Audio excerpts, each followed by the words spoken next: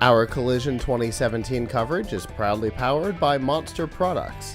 Find the headphones and speakers that match your style at PLUGHITZlive.com/monster.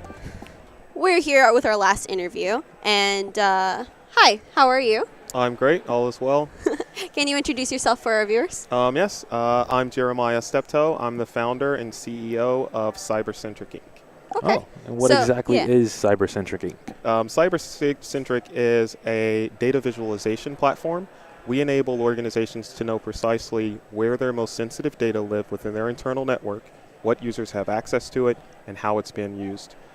Okay. So for an example for people who don't really know. One example would be if you're a Coca-Cola. If you were to go into Coca-Cola today and you were to ask them where something extremely sensitive, such as their recipe for making the Coca-Cola formula, what devices within their organization is that stored on, what people within their organization have access to it, they wouldn't know. Our technology enables them to know within seconds. Wow. And how do you do that exactly? We can't talk about that. Not exactly. not exactly. We need the blueprints and the plans. Yeah, I want to have this. No, I'm kidding.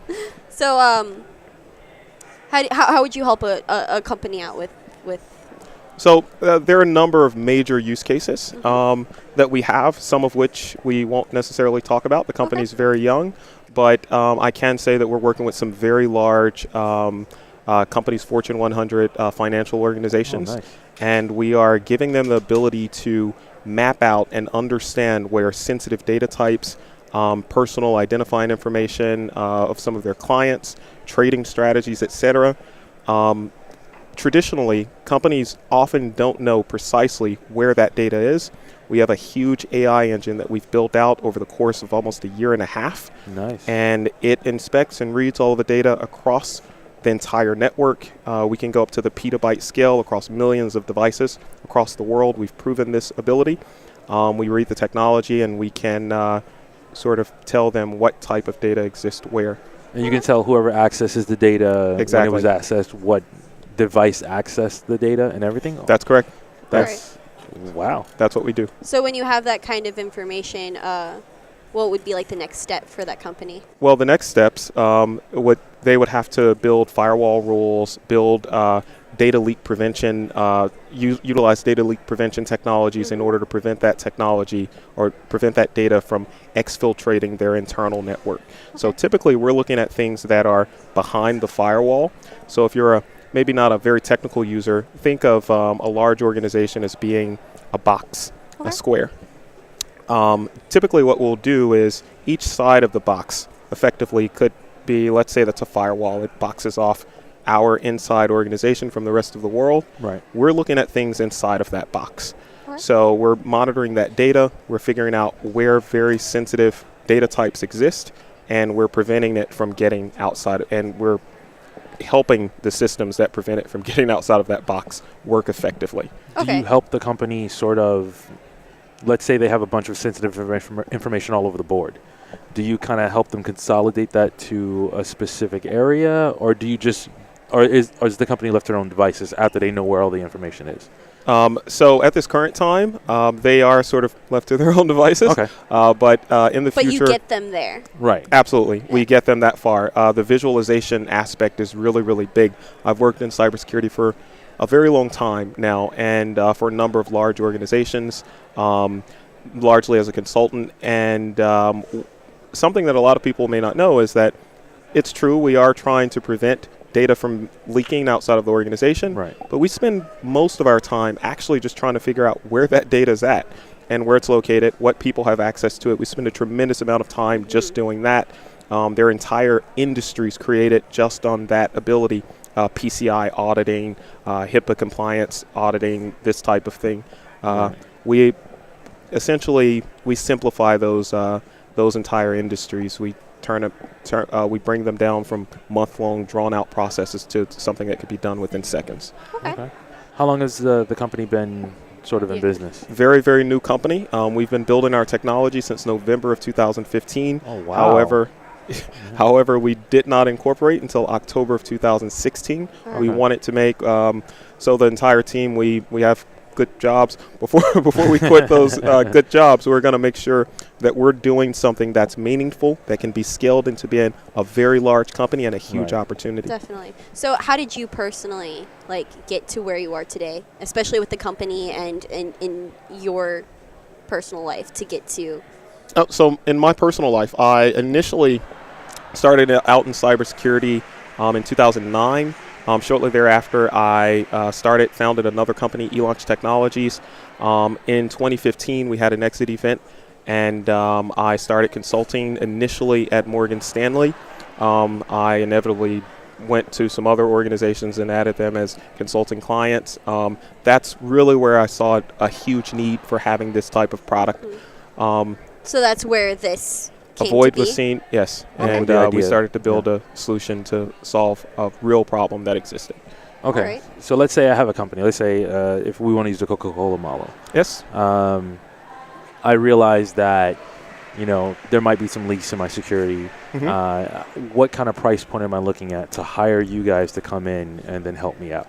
We have a physical device. So it is a process. You'll have to determine how much of your organization you want to be covered by our devices. Right. One device can cover X number of terabytes of data. Okay. So depending on how much data you have on your network, and we have a complex way of calculating that. Right. Essentially, there's about a gigabyte of data per laptop or desktop that's generated.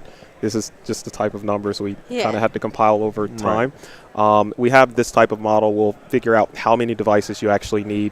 We'll mail them to you within a few hours. You'll be set up, and the system's ready to go. Okay. So you're here at Collision. Yes. What did you hope to gain from coming here? Largely, I just wanted to see the event. I'm familiar with Web Summit, so this is my first Collision. Okay. Yeah. Welcome. It's mine too, but Mine too. Our group has been here before. No. So this is new. Interesting. How are you liking it so far? So far, so good. This is day 1. Ask me on day 3. So.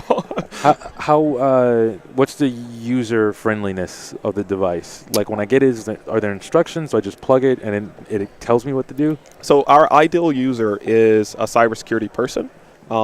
However, the system's pretty simple to use. We've had bankers and lawyers utilize our system. That's happened recently. So. All right. And is it like a system that you use like maybe once? Or is it something that you keep with you? You could continue to use. I'll give you an example. We do have a large financial organization that's currently testing the technology, and they work IPOs. Only certain people within our team should have access to a specific IPO that they're working, an initial public offering that they're working.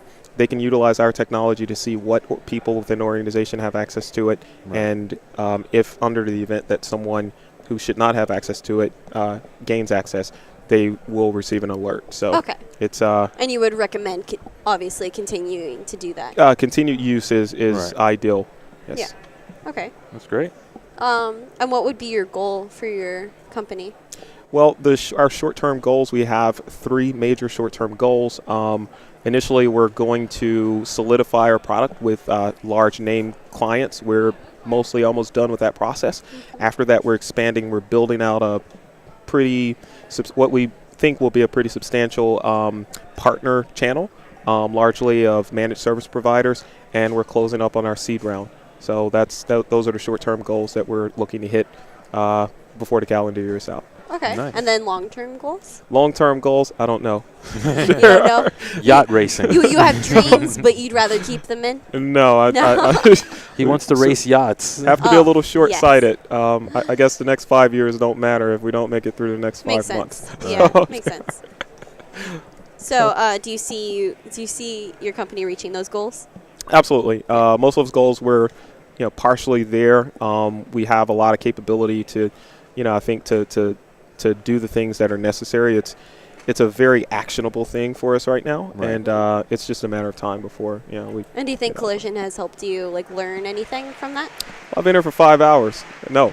Do you think it will? Day 3. Do you think it will? I hope that it will. I certainly hope that it will. Yeah. All right. So. All right, so where can our listeners and viewers find out more information? You can visit us on the web at www.cybercentric.com, or you could follow me on Twitter at cyberlord2017. So that's nice. Yeah. Learn more about the company. We'll have to check up with you on day 3 and see how Collision worked out. Yeah, how it's doing for you. Yeah. All right. All right. All right. Thank you very much for your All time. right. Thanks, guys. Take care. All right. Have a good rest of your show. All right. You too.